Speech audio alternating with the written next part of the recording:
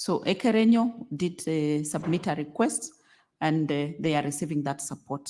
We are evaluating the other requests that we have received, and based on availability of resources, we are always willing to support the county governments to ensure that all Kenyans have access to health services. I submit. Senator Gloria. Thank you, Mr. Speaker. Perhaps a follow-up question is there a methodology of prioritizing the requests? Because from what I hear from Senator Halwale, there is a dire situation in Kakamega of a pending project, and that seems to me as a request as well. So maybe if we can be given a methodology of how the requests are prioritized, so that people might not think that there's an inclination of just political goodwill on one side and not the other side. Honorable CS.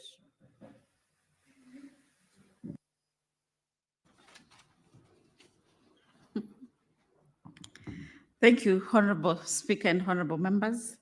Yes, there is a prioritization criteria. Mostly is based on the need of the populations, and two, the level of investment that is required. So where there's a need, there's a huge population that needs a health facility, and the level of investment is not that high, and the resources are available, then that project is prioritized. The case of Kakamega, you will agree with me, Senator, it is a huge project that requires billions to finalization. And it is not just Kakamega, even my own county, Trans Nzoia, needs resources to finalize their referral hospital. So based on availability and equally the cooperation of the respective governors to be able to work together with the national government on completion of their projects, I submit. Senator Kenyo.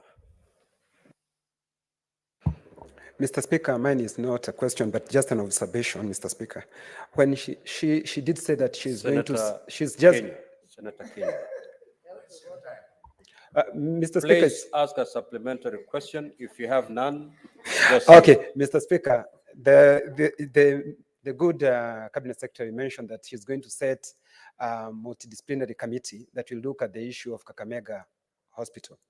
Mr. Speaker, my request is that we would request if she can include our good chairman of the Committee of Health, Mr. Speaker, so that he can assist our good senator of Kakamega. Thank you, Mr. Speaker. thank you. You need not respond to that. It's not a question, as the senator said. We need to conclude this, Senator Boni. What say you? Mr. Speaker, thank you for your indulgence. This is not for the minister, it's for you. Given the opportunity I had, understanding Order 53.1, which I lost because I preferred to go the question way. And it is quite clear that the minister feels the governor, not feels, the governor has appealed to the national government that he doesn't want to release the project, contrary to what his predecessor had done, contrary to what we had made the president to pronounce himself to when he visited the county.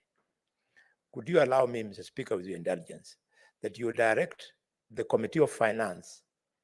The Committee of Finance is in Kakamega next week to look at the state of the roads project. If you could pronounce that they carry this matter, and if possible, you direct the Committee of Health to also join us, because the project we are talking about is over 5 billion shillings, and 5 billion is going down the drain. It cannot be right just because of, could it be with the national government or the county government? Let's get the project going, whether it is superintended by the national or the county government. I request that you consider that, even if necessarily now, but you can make the pronouncement later, before next week. We are supposed to go there on 9th for the roads. Senator Boni, this is a house of rules and procedure. You have not lost your right under Standing Order 53. Indeed, you can request for a statement, which then can be committed to both standing committees. That is the Committee on Health and the Committee of Finance and Budget. The CS has not substantively dealt with 2/3 of your questions because they fall squarely within the ambit of the devolved unit, that is Kakamega County. And therefore, we cannot say because the matter has been asked to the Cabinet Secretary, it cannot be asked to the Health Committee.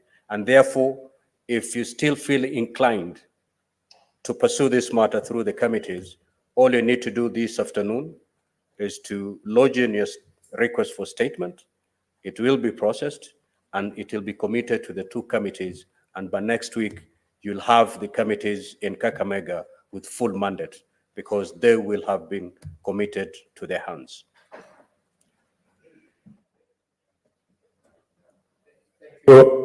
Thank you, Mr. Speaker. I'm so grateful. But let Hansard reflect that the potential loss of these billions of shillings and loss of project and the consequences to the people of the region is because of trade unionism in the Council of Governors, Mr. Speaker, because they feel that the national government wants to take away duties that they would like to discharge. Senator The Boni. county of government of Kakamega is not able to discharge, Mr. Speaker. Senator Boni, you'll make that statement when you get to Kakamega. That's a better forum, not the plenary. Honorable CS, let me take this opportunity to thank you for availing yourself for purpose of responding to these questions. You are now free to leave to do what you're supposed to do. And thank you for the good work that you're doing. You may leave. Now, the next question is the question by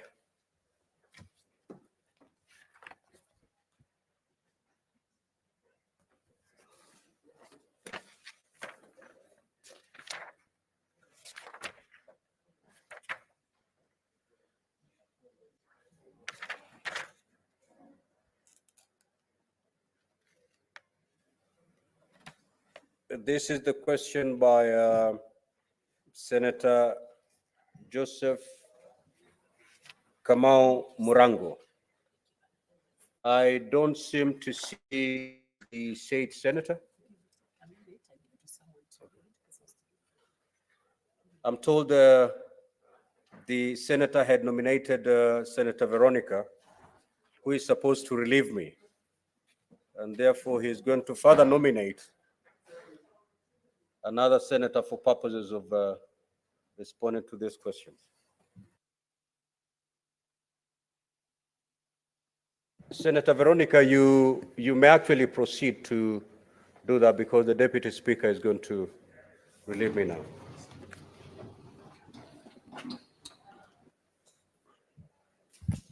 Thank you, Speaker, Honorable Speaker. Just give us a minute.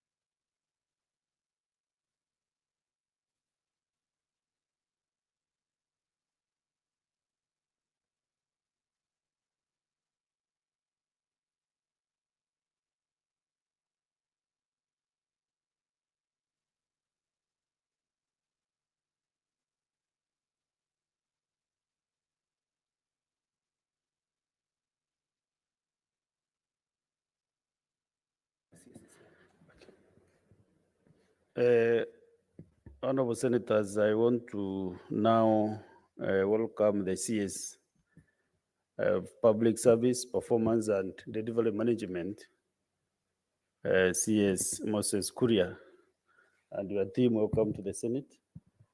There is one question only for you from the Senator for Kirinyaga County, Senator James Murango. And this question will be asked on his behalf by Senator Veronica Maina. You can have your seat as CS. Let her ask the question, and then I'll give you the opportunity to give your reply. Senator Veronica? Thank you, Honorable Speaker. I ask this question on behalf of Senator James Murango, Senator for Kirinyaga County. Honorable CS, what criteria is used by the ministry to categorize and gazette areas as hardship zones in the country? And could the Cabinet Secretary state why Mwea constituency in Kirinyaga County has not been gazetted as a hardship zone, considering the adverse conditions in most parts of the constituency? And B, when does the ministry intend to classify Mwea constituency as a hardship area in order to compensate public servants who serve in the region under adverse conditions? Those are the two questions. CS, I can see you have a comprehensive response, but because of the time, maybe you can see how you can summarize. Thank you, Mr. I know Speaker. your intellect capacity of summarizing so many issues, so this should be one of them. Mr. Speaker, thank you, and honorable senators. The Ministry of Public Service, Performance and Delivery Management appreciates the role of the Senate in terms of providing oversight, which ultimately makes us a better public servant. Mr. Speaker, in response to the question by Senator for Kirinyaga, Senator Joseph Kamau Murango, on what criteria is used by the ministry to categorize and gazette areas as hardship zones in the country, and on whether as to why Mwea constituency in Kirinyaga County has not been gazetted as a hardship area, considering the advanced conditions in most parts of the county.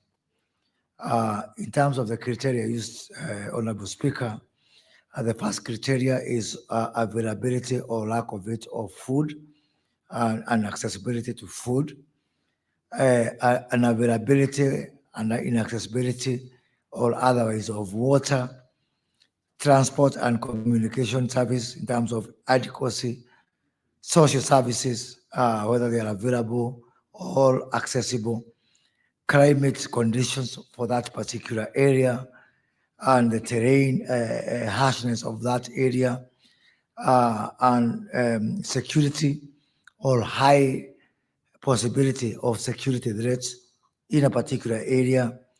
And finally, Mr. Speaker, is severity of poverty.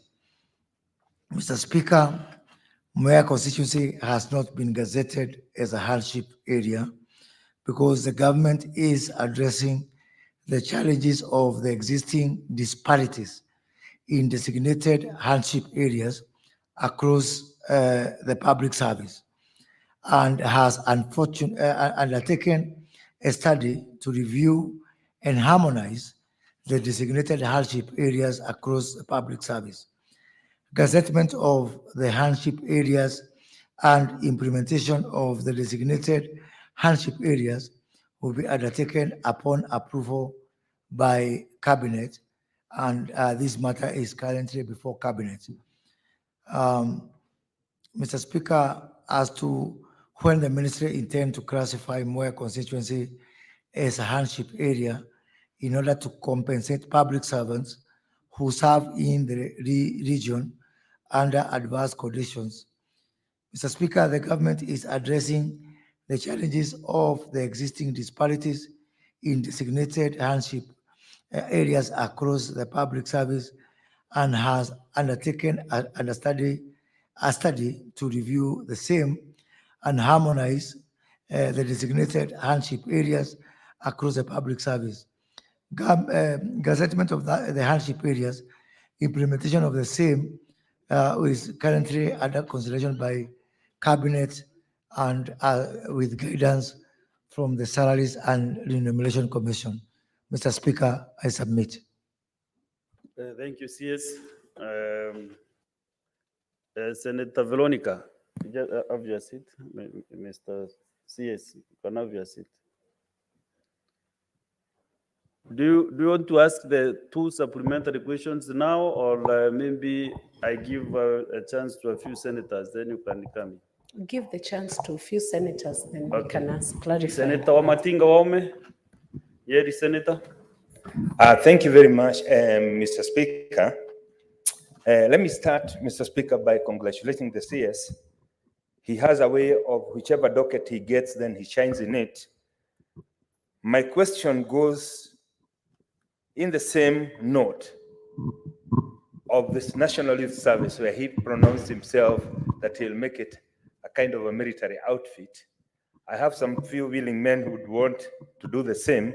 Maybe he can outline that, how he's going, especially in the marginalized areas, to ensure that indeed even youth from there access the services. Thank you, Mr. Speaker. Yes, you can just make your statement on that. Thank you, Mr. Speaker, and thank you, Speaker for Nyeri.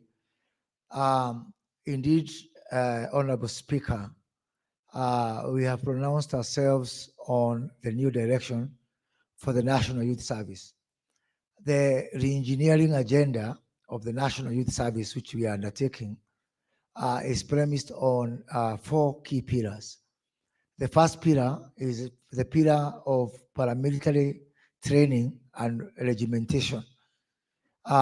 This is important because we have to impart on our young people with the right social, patriotic wiring, so that they become good citizens, capable of driving the country forward. Mr. Speaker, as we speak, currently we have got around 10,000 servicemen and women serving under the paramilitary service within the National Youth Service. By end of this financial year, we are going to recruit 20,000 youths, and then in the year 2024-25, we go to 40,000 youths, 25-26, 60,000 youths, and ultimately get to 100,000 youth by the year 2027. Honorable Speaker, the second pillar, and before even I leave on the first pillar, is on the issue of regimentation. Regimentation, simply put, Mr. Speaker, is that we put these youth under clusters, just like it happens within our discipline forces of the police force, of the military, so that they can be able to work together and cross-socialize each other with positive behavior and patriotic angling as we prepare them to be better citizens.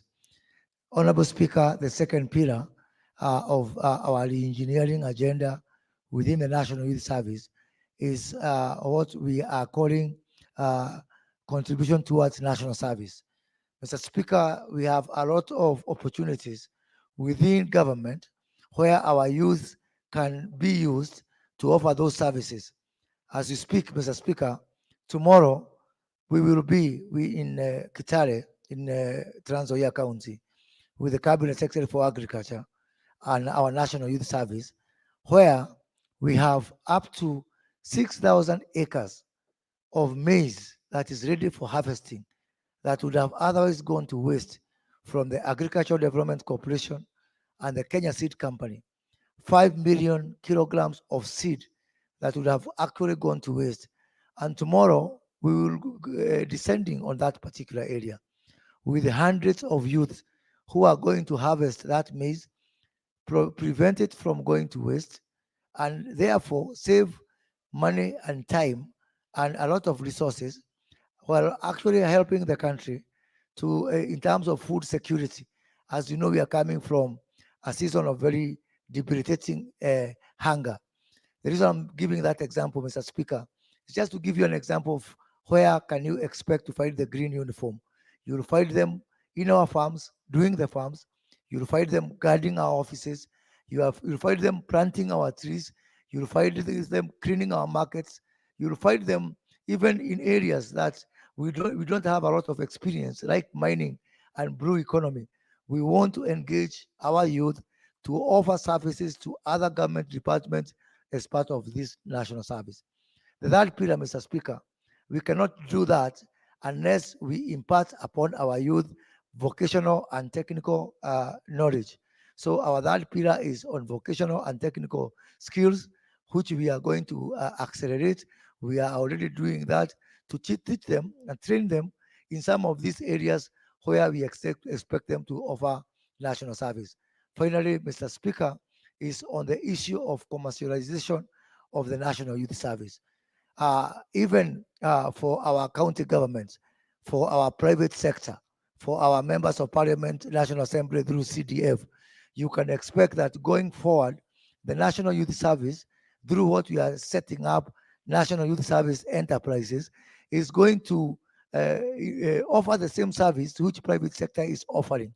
The only difference is that we can get these jobs on a G2G basis with other state corporations, with county governments, with the national government CDF, with the GAF and all other bodies, with international, even going out there, because the issue of youth unemployment is so serious, is so urgent. It is actually the biggest threat we have to our security and our long-term prosperity as a country. And so therefore, the National Youth Service is going to be not the only, but the major catalyst to solving the problem of youth unemployment. I submit, Mr. Speaker. Thank you, CS. Let's get another supplementary question from Senator Dedito John Kenya. Thank you, Mr. Speaker, for giving me this opportunity. And I want to thank the Cabinet Secretary, Moses Kuria, for the way he has elaborated the question posed by Senator for Nyeri. Mr. Speaker, I want him to clarify what is the unit that he uses to put as a hardship area, Mr. Speaker. Is it constituency? Is it county? Is it sub-county, Mr. Speaker? I'm saying that because, Mr. Speaker, you can come to a constituency which is true. Some part of that constituency has got what is impossible to get food, Mr. Speaker. There is insecurity, Mr. Speaker, and we have impassable roads, Mr. Speaker. But equally, in the same constituency, Mr. Speaker, you have the opposite of the same. There is no problem with security. The roads are good. There's plenty of food, Mr. Speaker. So I wanted to know what unit are they using? Because, Mr. Speaker, the correct unit from where I sit is sublocation, because that's the smallest unit, Mr. Speaker, of administration in the Republic of Kenya, Mr. Speaker. Because if you talk about the constituency, Mr. Speaker, it will be unfair for some people who will be getting the benefit of getting hardship allowance, Mr. Speaker, while others are not getting the same, Mr. Speaker. I wanted that clarity, Mr. Speaker. CS, respond to that as well. Honorable Speaker, I appreciate the question from Senator from Laikipia, and I do understand why he would be very much concerned about that, because Senator of Laikipia comes from a county of disparities with some very productive area which can feed this country, and other area which depends on relief food from some area which literally translated means comfort yourself, because there's nobody to comfort you, an area called Uyomereri. Honorable Speaker, the way we have clarified the areas, we are using the location as the lowest unit. I appreciate that we need to go lower on the sublocation. We'll keep on revising. In the first phase, the guidance we're going to release depending on the location. I totally subscribe to the view that we need to make the sublocation to be the lowest unit because of the disparities we have. And second thing, there's nothing stopping us from it. There's nothing difficult. There's no rocket science to it. We have got sublocation data now within our Huduma system, the census that we took. It is possible for the Kenya National Bureau of Statistics to give us data all the way to sublocation level. My request and my view is, once we do this, because I'm going to do it, then probably you need to treat us all equally and ask the people who are doing also the equalization fund to follow suit and do it as a blockation level. I submit, Mr. Speaker. Thank you for the elaborate response. Now, Senator Bugwa George. Thank you, Mr. Speaker. Let me first welcome and congratulate the CS and welcome him to the Senate. He's a man I've known for the better part of my life, and I'm sure he's going to do a good job in his new docket. Mr. CS, we are talking about hardship area. You've talked about scarcity of food. I am aware that the National Youth Service own large tracts of land all over Kenya, including Samburu County, and that land is idle. I would want you to appraise this house, what plan you have on commercialization of this idle land so that we can help the country in solving the food problem. At the same time, CS, I would want you to tell this house what plans you have for people with disability joining the NYS, because we are only recruiting the able-bodied, and somebody like me, and you know me for a very long time, you cannot recruit me. Thank you.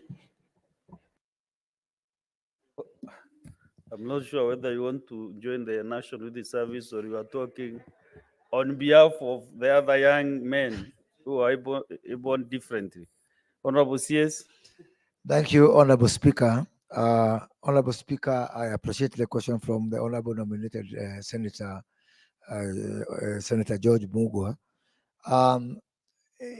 You can expect, Senator, that the biggest farmer in this country will be the National Youth Service. We are going to utilize all our existing land, including the land in Samburu that you've talked about. Tomorrow, because of the partnership that we'll be launching with the Ministry of Agriculture, the Agricultural Development Corporation, Kenya Seed Corporation, we are also going to discuss with them how they will also will release land from them in areas like Garana, Kulalu, and you can expect that the next big provider, supplier of food, of maize for the local market and for the export market is going to be the National Youth Service. Honorable Speaker, we are discussing with the county government to deploy the National Youth Service.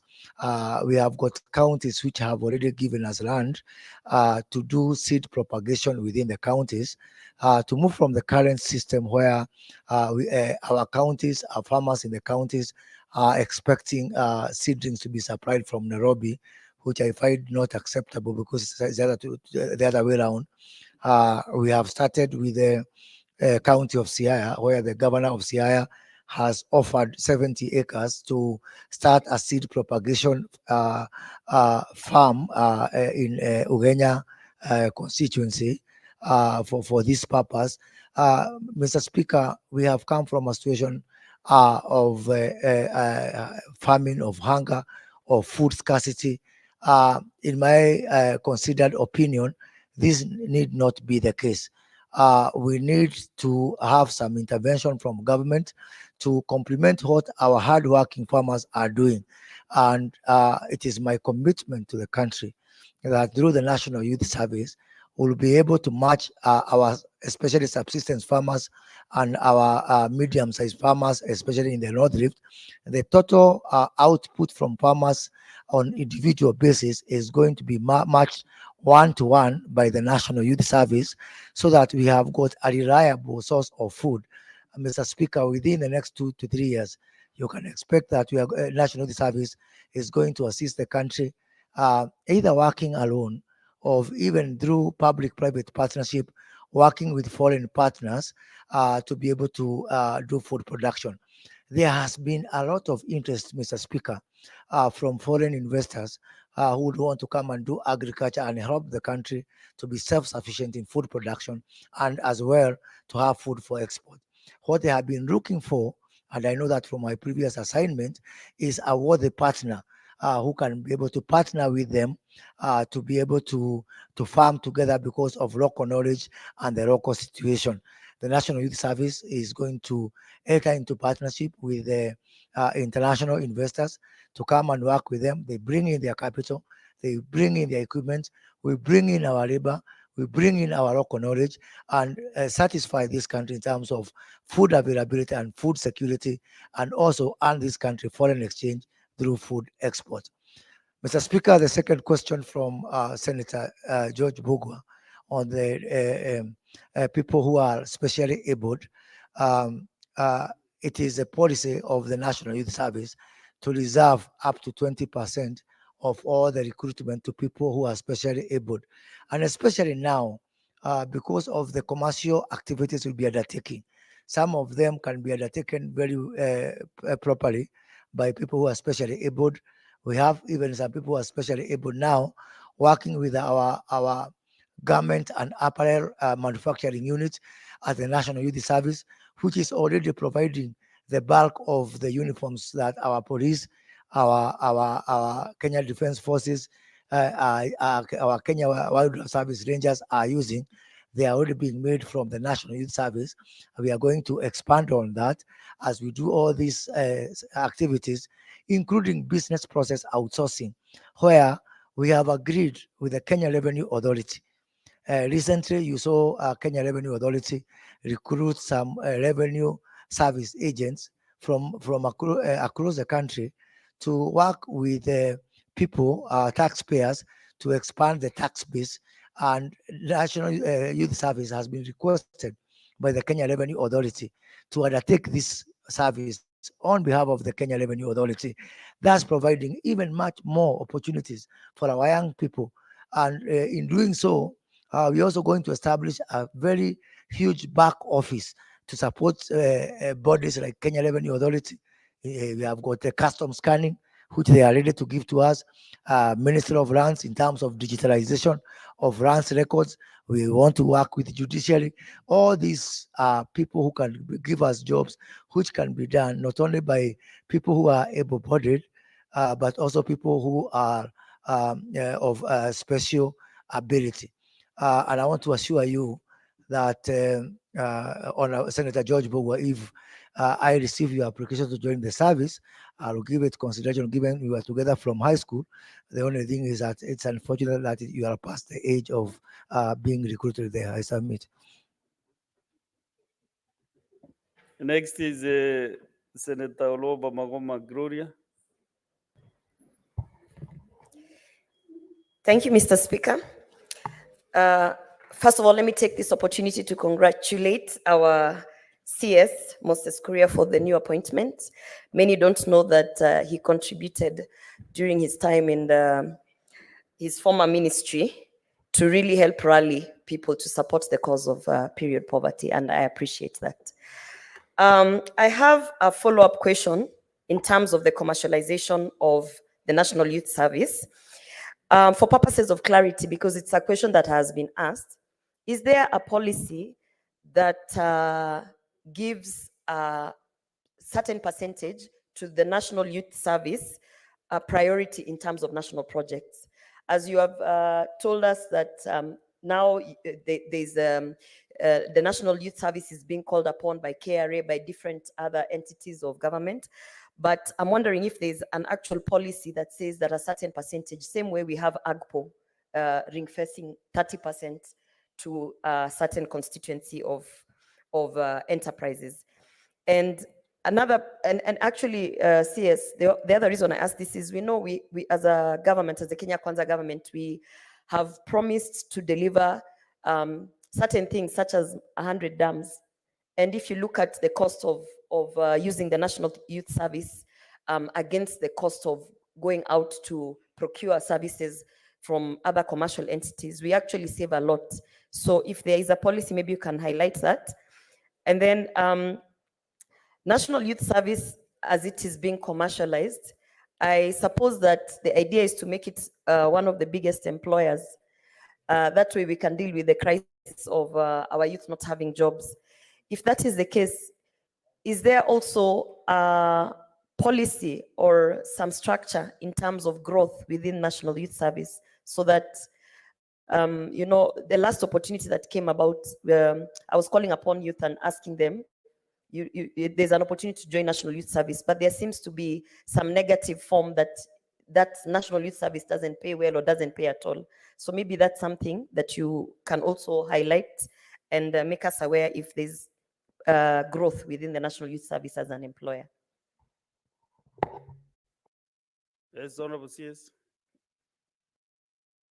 Thank you, Honorable Speaker. Honorable Speaker, I appreciate the question from nominated Senator Gloria Roba.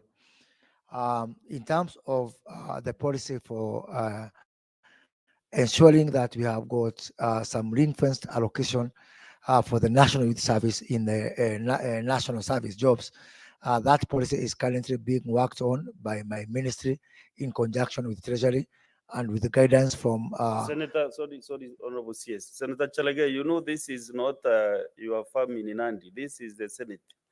You cannot just crisscross the way you want. And you are ranking member in this house. Proceed, Honorable CS. Honorable Speaker, as I have said, the policy is currently being worked on. We have got a team that is working on both the policy and putting up proper structures for setting up of the NYS enterprises. This effort is being led by none other than His Excellency the President, the Presidential Economic Team, my ministry, and Treasury. As we speak, also, we have got a committee of up to 11 principal secretaries that we have set up. Each principal secretary giving us an indication of the jobs available in each state department. We have some early successes in agriculture, as I've mentioned, in irrigation, in the dams, as the senator has mentioned, in offering security services in our buildings. Really very promising and a very exciting time for our youth. So the policy that we are working on in conjunction with putting up the framework for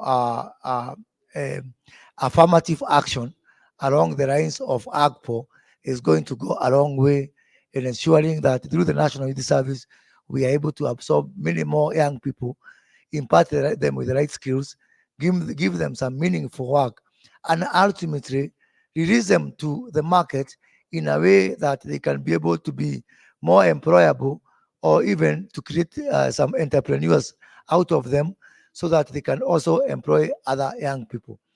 Honorable Speaker, on the question of the upward mobility for the National Youth Service, because this is a very pertinent issue. Honorable Speaker, we are working on mobility in several ways. One, already, you remember there was an instance where the Kenya Defense Forces ring-fenced 300 positions to be filled up by graduates or from the National Youth Service, and 10,000 of them turned up for the interview. We require now to bring in police and KDF to maintain security. That was a pointer of some, the situation as it is. And what we are doing now, we are sensitizing people from a security sector to use the National Youth Service as a career progression when they are recruiting. We have had early successes on that. Subject to availability of budget, the National Police Service is going to recruit a cadre of 3,000 policemen and women coming exclusively from the recruits coming from the National Youth Service. The Kenya Wildlife Service has already approved within its board, upon our request, to recruit in the next 2 months 1,500 servicemen and women for the Kenya Wildlife Service, who will be recruited exclusively from the National Youth Service. We are also working to expand our Huduma centers, which also fall within my ministry, from the current 53 to a minimum of 1,000, and each of them providing a minimum of 5 jobs for the young people of this country, so that also that becomes another breeding ground for youths who are better for the future. So in a nutshell, Honorable Speaker, we are now using the outreach and sensitization method as we work on a policy and ultimately into a law that is going to actually ensure that we give some quota mandatory to the National Youth Service as we create upward mobility for our young people. Mr. Speaker, let me finish by mentioning that Kenya School of Government, which is also within my ministry, we are working with them to ensure that we create some higher qualification for young people who excel within the National Youth Service to be able to be trained by Kenya School of Government so that they can now also join the mainstream civil service, and we give them the first right of refusal or acceptance because everybody in this country deserves a chance. I submit, Mr. Speaker. Thank you, CS. Honorable Mariam Sheikh Omar.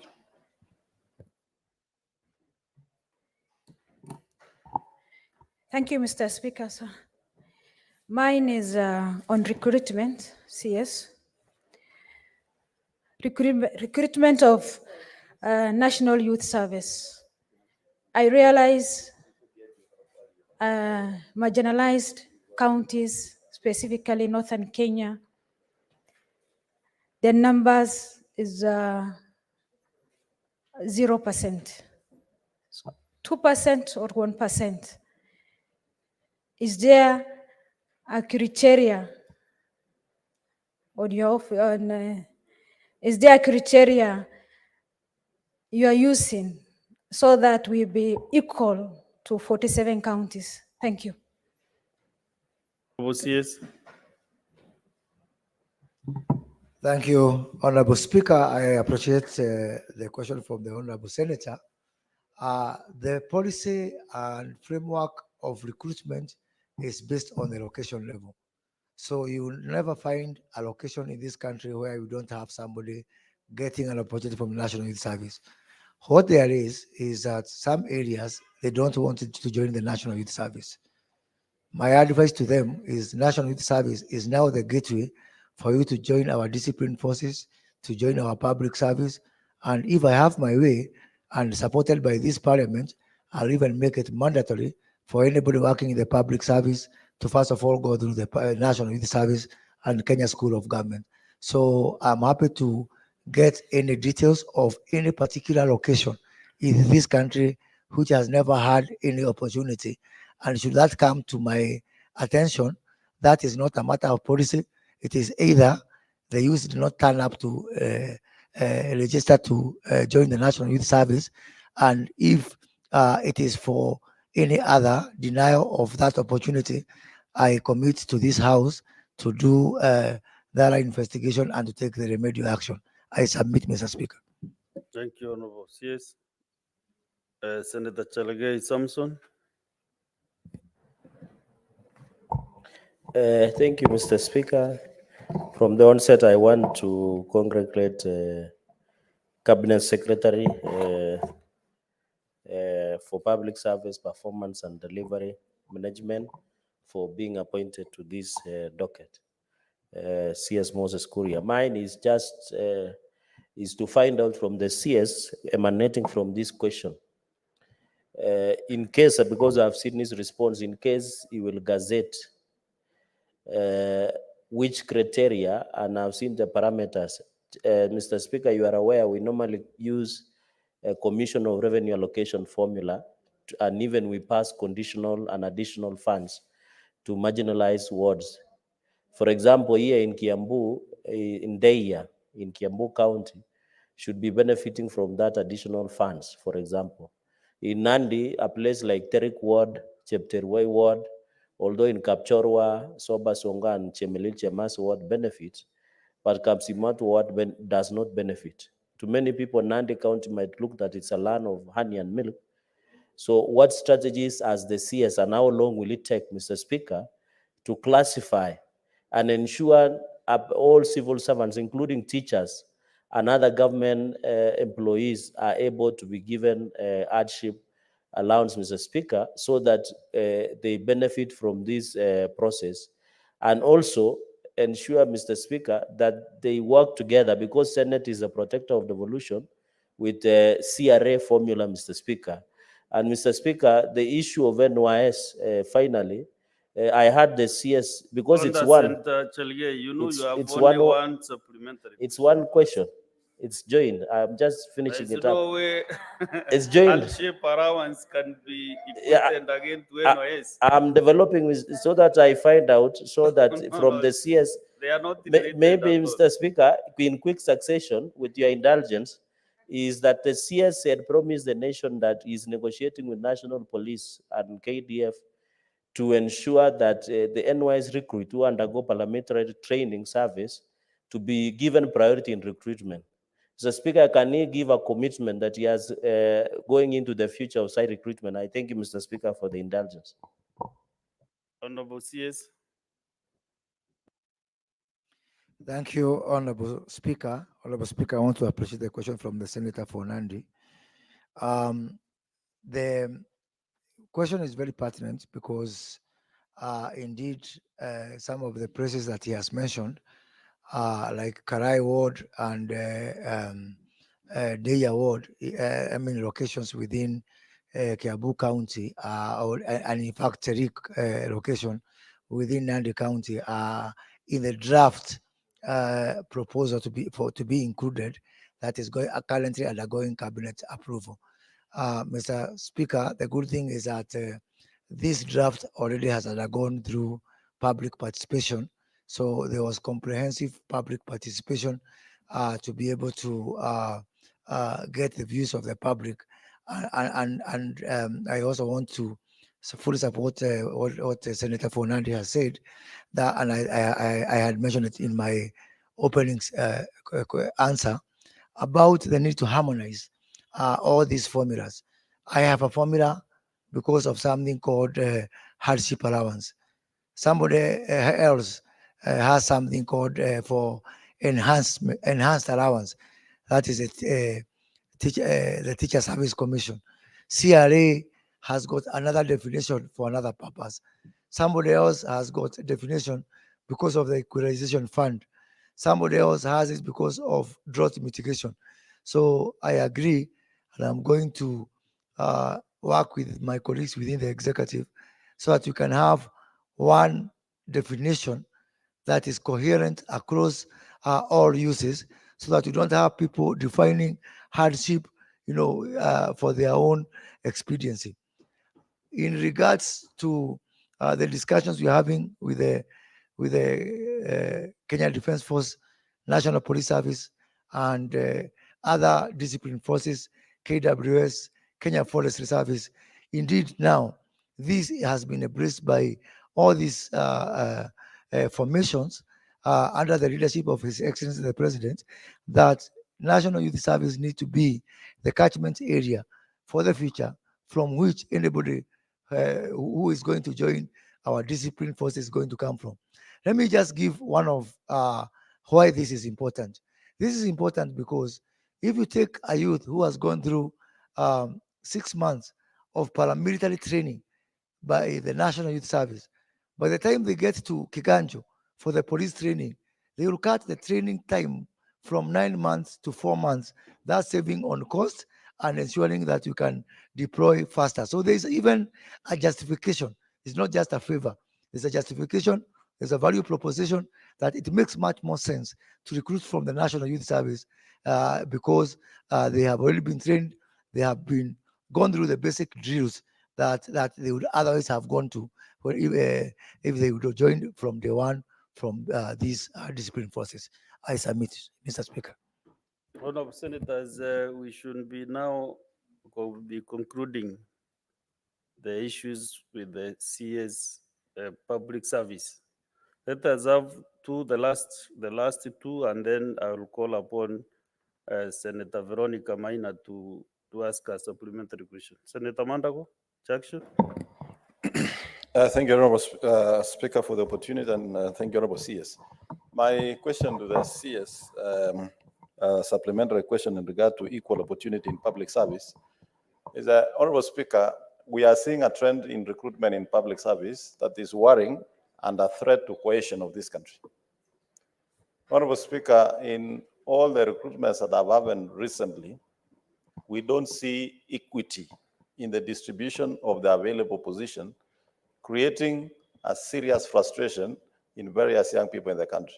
Honorable Speaker, I would like to know from the CS, Public Service Management, on the recently advertised about 8,000 internship position through the Public Service Commission, how they are going to be equitably distributed across the country. Honorable Speaker, from my small mathematics, if they are to even distribute per constituency, every constituency in this country will receive at least 30 slots for internship in public service. We would like to see equity in recruitment of public servants across the public service, Honorable Speaker. Honorable CS. Honorable Speaker, I really appreciate that question from the Senator for Uasin Gishu County. Honorable Speaker, indeed the issue of equity and equitability in the distribution of available employment opportunities in the public sector and in public service especially has been a matter of concern. It has been expressed severally, especially in the recent few months, and indeed is an issue that I am seized of. Honorable Speaker, our Constitution vests the mandate of recruitment of public servants with the Public Service Commission. Public Service Commission is an independent constitutional commission, has got the unfettered sole responsibility for this recruitment. We are working very closely with the Public Service Commission to achieve two things primarily. First is to ensure that we have got a fair allocation of all existing positions across the country. Of course, not equally, because there are other considerations, for example, population, that have to be factored in. But to have a formula that is scientific, that is measurable, and that is visible out there, that is coherent, that is defensible, that is understandable. So that one, we want to give that commitment, and I have the commitment of the chairman of the Public Service Commission that that is a risk that we owe this country. The second thing that we want to achieve, Honorable Speaker, is on the issue of transparency and visibility. We have a slogan we have given to this, using the language of the young people. We are calling it Jobo Bila Connection, that it is possible for any young person in this country to aspire to work for any government department, in ministry, in state corporations, in a university, in any other institution in the public sector, and have the same opportunity as somebody else. You do not have to know someone. You do not have to be connected to someone. That is why we are coming up with a digital platform where all these jobs will be posted. And even the allocation of these jobs within that platform will be distributed up to the location level. That way, if you come from Ngenda location, where I come from, and you try to apply for a job that is for somebody from Uasin Gishu County, you cannot apply, because that job will be reserved even within the technology for somebody from that particular county, and that will be audited, and that's verifiable. So digitalization of this recruitment process is very key, so that also we can share these results.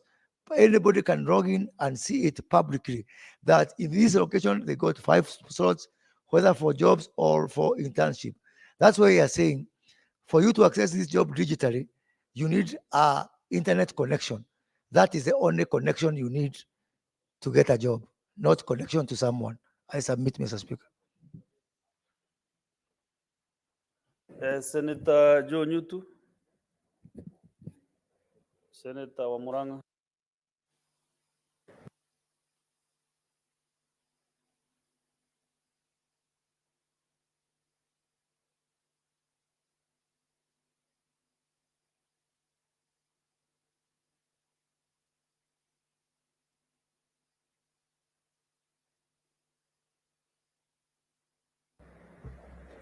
Thank you, Mr. Speaker, for the opportunity to also place my question to the CS, public service.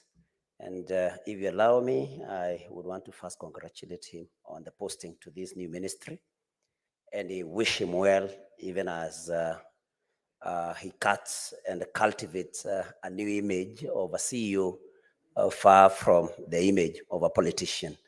Mr. Speaker, I would want, having said that, to ask the CS whether he is aware that there are some teachers or trainers, if you may, serving in technical institutes. But these are teachers that are employed by the Public Service Commission, different from their colleagues who serve under the TSC. And Mr. Speaker, knowing and understanding that TSC is the body mandated with the employment and management of teachers, does the CS think that his ministry is competent to deal with the teachers? And does he think that the teachers that are serving under the PSC should remain there, or for the welfare of the teachers and the institutions that they serve, whether they should be surrendered to the TSC? Mr. Speaker, that is my question to this Honorable CS. The Honorable CS. Honorable Speaker, I want to appreciate that question from the Senator from Murang'a. Honorable Speaker, as I've mentioned, recruitment to the public service is the constitutional body for the Public Service Commission. Public Service Commission is an independent commission under our constitution. Recruitment of teachers and management of the human resource affairs of our teachers is the preserve of the Teacher Service Commission. Teacher Service Commission is also another independent body, indeed a constitutional commission. The rules are very well defined by the constitution. Unless the constitution is amended, our lanes are very well defined. My role is defined in terms of developing policy and handing over that policy to the Public Service Commission. We work independently, but interdependently. We don't work in isolation. We don't work in silos. We consult from time to time. And I believe that from my ministry to the Public Service Commission, Teacher Service Commission, the Constitution demands of us to work together, even if we are independent. Independence is not existing in isolation. So we are mandated to work together, and we do consult from time to time. Let me also mention that Senator Murang'a has talked about the image of a CEO, not the image of a politician. If I am asked to choose which image I want the image of a politician, because only a politician understands the problem of this country. Only a politician knows that people go without food. And when I go to Murang'a, I hear people in Murang'a saying, no, you too, no, you too, no, you too, means I have to take him very seriously. I thank you, Mr. Speaker. No, no, what is your, no, you know, a CS cannot be out of order, but maybe what you want is maybe to put it in English, what he meant by non-you too. But because he is not on the floor, let me interpret for you. When he gets to Murang'a, people usually say it is new too, it is new too, it is new too. That is no new too. Yeah. So Senator Veronica Duarte Maina, ask you a supplementary question as we conclude with the CS. Thank you, Honorable Speaker. And I want to take this opportunity to thank the Honorable Cabinet Secretary for the intensive answers that he has given to the question that was brought by the Senator for Kirinyaga County. I will ask one question, or maybe it has two questions in one. First, I have looked at the data that you have given in your response and the statistics that are being used, especially for the Ministry of Education, was the legal notice of 1997. So it has designated about 44 areas, hardship areas. And increasingly with the climate change issues, the adverse effect of climate change, the ravaging effect of climate change has caused many areas to fall within the category of hardship zones. And if I would cite one as an example, Honorable Cabinet Secretary, is an area called Ithanga, which is in Gatanga, which is a very dry area and would meet all the conditions that are set down as parameters that you weigh, that are weighed before an area is declared a hardship area. And that is just one example. And places maybe like Mwea, and many other places, Honorable Cabinet Secretary. Now, CS, the delay or the slow pace at which these areas are being declared will eventually mean that they cannot have targeted programs even to make interventions that would make the areas better, not just for the public servants, the public service employees, but also for other intervening programs that would then help the areas to attract resources that then helps to alleviate them from the hardship zone, from the red zone to a better zone. What is your ministry doing to ensure that the review of what the hardship areas is done in a timely fashion and to match the ravaging climate change effects? Because if the review is slower than the effects of the climate change, then are we being fair to those regions that have fallen within the hardship areas, but then years have passed and there is no decision yet from the cabinet designating those areas as hardship zones?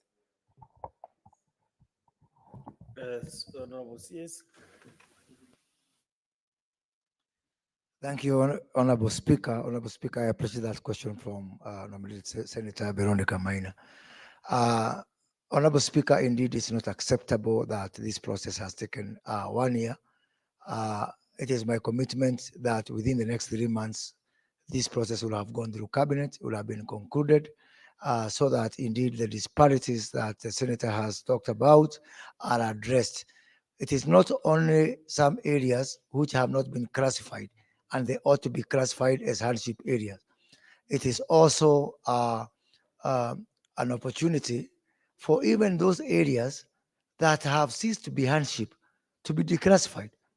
You know, some situations have changed. Economies has improved in those particular area. We've got some very rich areas which are still existing as hardship area, and they need to be removed so that we give way to some areas which now also qualify to be termed as hardship area. So that is what we are doing. That's my commitment, Honorable Senator, that within the next 3 months from today, that is by the end of the month of January, this matter will have been dispensed by cabinet and it will be gazetted and implemented. Honorable Speaker, I don't know if I'll get another chance to put my closing remarks or I can. Probably the right time. Okay. to your closing Let me remarks. take this opportunity to thank this house, this honorable house, this dignified house for giving me this opportunity. And let me finish by saying that we are all public servants and all of you are under my control. If you have not received your salary, you know, I would very much interested to know if you have got any welfare problems. All the 900,000 of us who work in the public service are my business. It's a very fulfilling job, knowing that ultimately we work for all other 54 million Kenyans. And I'm trying to transition our public service from being an arena or a source of public employment. A lot of us are saying we are in public service. No, we are just in public employment. We need to transition from being in public employment to being in public service so that you can be able to serve this country better.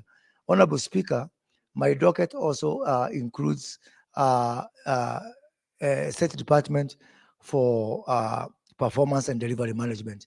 Simply put, it is my responsibility. If government is not performing, it is me to be held accountable. If you're not delivering on our projects across whichever ministry, from fisheries to camels, from water to air, wherever they are, performance and delivery are my business. And so therefore, I want to encourage this house to call me many times. If you have any problem with any ministry or state department, then I'll do what I must do. I thank you, Honorable Senator. Thank you. Thank you, CS. CS, you are one person who is very flexible indeed. And you joined the ministry just the other day, but the way you understand what is happening in the ministry is fantastic. The NYS, about the handship issues, it's like maybe you knew that to be transformed to that ministry, so you started learning about the ministry maybe the first time you were appointed in trend. So thank you very much for your time and for your good response. I think transforming public service is what is really needed in this country. And this house will support you in whatever way we can so that you'll be able to perform. And all the best in your endeavors. Senate is your friend. There's a time you are told you don't appear here when you're in train, but now you can see you are the best friend of the Senate. So tuko pamoja kwa kazi yako. Asante sana waziri.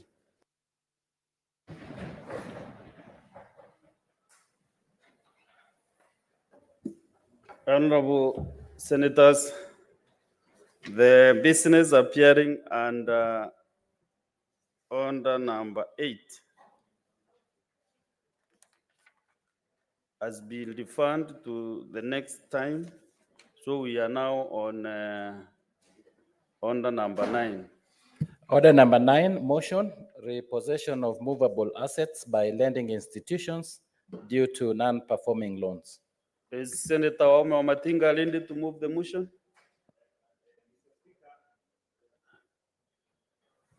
Yes, Mr. Speaker, I am ready. Yes, go ahead. Thank you, Mr. Speaker. Indeed, I've waited for some time to be able to move this motion. I'm happy that today I have the opportunity. Mr. Speaker, sir, I beg to move the motion that aware that in the high unemployment rate in Kenya has pushed many Kenyans to seek loans from SACCOs, microfinance institutions, and banks